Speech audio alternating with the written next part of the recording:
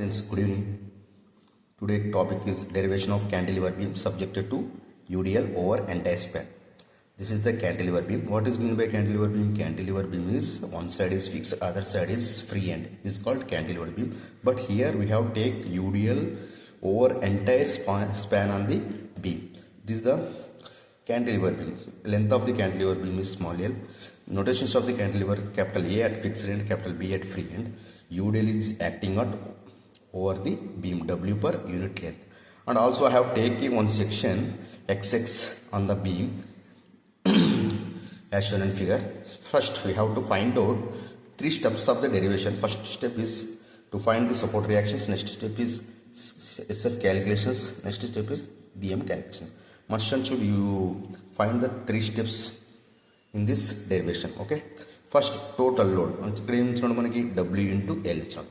మనకి ఎప్పుడైనా కానీ యూడిఎల్ ఏ బీమ్ అయినా, క్యాంటిలివర్ బీమ్ అయినా, సింప్లీ సపోర్టెడ్ బీమ్ అయినా, నెక్స్ట్ ఓవర్ హ్యాంగింగ్ బీమ్ అయినా మనకి యూడిఎల్ ఇస్తే లోడ్ ఇంటూ డిస్టెన్స్ తీసుకోవాలి. కాబట్టి ఇక్కడ ఏమి ఇచ్చినాం మనము W into L that equal to WL. Next step వచ్చేసి to find the support reactions. ఇక్కడ మనకి సపోర్ట్ రియాక్షన్స్ ఫైండ్ అవుట్ చేయాలి. క్యాంటిలివర్ బీమ్లో మనకి ఓన్లీ సింగిల్ సపోర్ట్ రియాక్షన్ ఉంటుంది, అది RA. అది కూడా మనకి సపోర్ట్ దగ్గర మాత్రమే ఉంటుంది, ఫ్రీ ఎండ్ దగ్గర ఉండదు మనకి. ఓకేనా. ఇక్కడ మనకి to find the support reactions అంటే వర్టికల్ ఫోర్సెస్ మాత్రమే తీసుకుంటాం కాబట్టి ఈక్విలిబ్రియం కండిషన్లో సిగ్మా FY ఈక్వల్ టు 0 మాత్రమే ఇక్కడ కన్సిడర్ చేస్తాము. సిగ్మా FX కన్సిడర్ చేయము, సిగ్మా M కన్సిడర్ చేయము. ఎందుకంటే it is cantilever beam with UDL కాబట్టి sigma FY equal to 0. All vertical forces taken as positive, all downward forces taken as negative.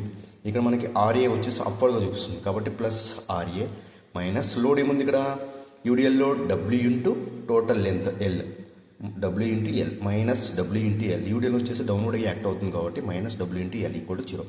RA equal to plus WL kilo ఉంటుంది. Next వచ్చేసి మనకి SF calculation చేసేటప్పుడు first మనము sign conventions of the shear force అనేది మనము చూసుకోవాలి. ఎలా చూసుకోవాలంటే సపోజ్ ఇది ఒక బీమ్కి సెక్షన్కి డ్రా చేస్తే సెక్షన్కి రైట్ సైడ్ డౌన్వర్డ్గా ఫోర్స్ యాక్ట్ అయ్యి సెక్షన్కి left side upward force act అవుతే మనం పాజిటివ్ షియర్ ఫోర్స్ తీసుకోవాలి. నెక్స్ట్ అదే సెక్షన్కి లెఫ్ట్ సైడ్ డౌన్వర్డ్ యాక్ట్ అయ్యి రైట్ సైడ్ అప్వర్డ్ యాక్ట్ అయితే నెగిటివ్ షియర్ ఫోర్స్ తీసుకోవాలి. లేదా మనం సెక్షన్ ఎక్కడ తీసుకుంటాం, ఇక్కడనే తీసుకుంటూ వస్తే సపోజ్ మనం రైట్ సైడ్ అయినా కన్సిడర్ చేసుకోవచ్చు, లెఫ్ట్ సైడ్ అయినా కన్సిడర్ చేసుకోవచ్చు. మనం రైట్ సైడ్ తీసుకుంటే upward forces negative, downward forces positive. Okay, అది గుర్తుపెట్టుకోండి. ఓకేనా. Shear force at point B దగ్గర మనకి షియర్ ఫోర్స్ ఏముంటుంది, F(B) ఈక్వల్ టు 0 కిలో. ఎక్కడే కదా మనకి లోడ్ స్టార్ట్ అవుతుంది కానీ లోడ్ ఇంటెన్సిటీ 0 అక్కడ కాబట్టి 0 కిలో ఉంటుంది. SF అట్ పాయింట్ XX దగ్గర మనకి ఏముంటుంది, F(X) equal to W into WX kilo ఉంటుంది. Next SF at point A మనకి W into L. Total load మనకి అట్ ఫిక్స్డ్ ఎండ్ దగ్గర ఎంత ఉంటుంది, మనకి W ఇంటూ ఎల్ ఉంటుంది. అదే మనకి WL. Maximum shear force at A WL. ఓకేనా. మ్యాక్సిమం షియర్ ఫోర్స్ ఎక్కడ ఉంటుంది, ఫిక్స్డ్ ఎండ్ మాత్రమే ఉంటుంది, ఫిక్స్డ్ ఎండ్ దగ్గర మాత్రమే ఉంటుంది. కాబట్టి క్యాంటిలివర్ బీమ్లో ఏ టైప్ ఆఫ్ లోడ్ తీసుకున్నా కూడా మనకి ఫిక్స్డ్ ఎండ్ దగ్గర మ్యాక్సిమం షియర్ ఫోర్స్ అనేది ఉంటుంది. నెక్స్ట్ బెండింగ్ మూమెంట్ క్యాలిక్యులేషన్ చేసేటప్పుడు ఫస్ట్ సైన్ కన్వెన్షన్స్ చూసుకోవాలి. సైన్ కన్వెన్షన్ సెక్షన్కి right side anti clock wise direction, సెక్షన్కి left side clock wise direction అంటే positive shear force, positive bending moment. ఈ విధంగా మనకి యాక్ట్ అయినప్పుడు బీమ్ అనేది ఈ విధంగా కర్వేచర్లో బెండ్ అవుతుంది, అంటే దీన్ని సాగింగ్ అంటారు. సాగింగ్ అంటే పాజిటివ్ బెండింగ్ మూమెంట్. నెక్స్ట్ సెక్షన్కి right side clock wise direction, సెక్షన్కి left side anticlockwise డైరెక్షన్ని తీసుకుంటే మనము నెగిటివ్ బెండింగ్ మూమెంట్ అంటాము. ఈ విధంగా ఈ మూమెంట్స్ బీమ్కి రెండు సైడ్లు ఈ విధంగా యాక్ట్ అవ్వడం వల్ల బీమ్ అనేది ఈ విధంగా బెండ్ అవుతుంది. ఈ విధంగా బెండ్ అవడం అంటే దాన్ని హాగింగ్ అంటారు. హాగింగ్ అంటే నెగిటివ్ బెండింగ్ మూమెంట్. ఇప్పుడు బెండింగ్ మూమెంట్ క్యాలిక్యులేషన్ చూద్దాం. Bending moment at point B. Moment అంటే మేము ఫోర్స్ ఇంటూ పర్పెండిక్యులర్ డిస్టెన్స్. ఓకేనా, అది గుర్తుపెట్టుకోండి. ఎంబీ దగ్గర ఏముంది, ఇక్కడ మనకి 0 ఉంది, అంతేనా. 0 డిస్టెన్స్ 0 లోడ్ కాబట్టి మనకి ఏమవుతుంది, MB equal to 0 kilometre. BM X at X axis దగ్గర మనకి ఏముంది, మైనస్ W ఇంటూ X. ఇదింత మనకి లోడ్ ఏ విధంగా తీసుకుంటామంటే load into distance by 2. Distance by 2 ఎలా తీసుకుంటాం, X/2 అంటే UDL యొక్క సెంటర్ ఆఫ్ గ్రావిటీ వచ్చేసి మనకి హాఫ్ ఆఫ్ ది స్పాన్ ఉంటుంది కాబట్టి W into X by two minus W X square by two kilonewton metre. Bending moment at point A MA equal to minus W into L by two. Fixed end వరకు at point A దగ్గర వరకు. Load వచ్చేసి W, length వచ్చేసి L.